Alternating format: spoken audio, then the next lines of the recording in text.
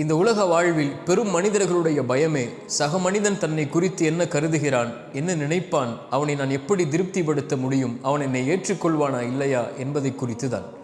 இந்த பயத்தை எவன் கடக்கிறானோ, யார் கடக்கிறாரோ அவரே வெற்றி அடைந்தவராக மகிழ்ச்சி அடைந்தவராகவே வாழ முடியும். இல்லை என்றால் உலக வாழ்வு முழுவதும் பிற மனிதனுக்காக வாழ்ந்து மறைந்ததாகவே ஆகிவிடும்.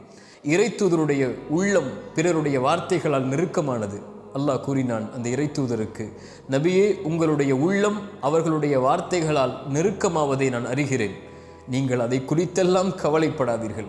அதற்கெல்லாம் நீங்கள் பதிலளிக்கவும் தேவையில்லை. என்னை புகழ்ந்து விடுங்கள், என்னை சிரம்தாழ்த்தி வணங்கி விடுங்கள் என்று இறைத்தூதருக்கு இறைவன் அறிவுரை கூறினான்.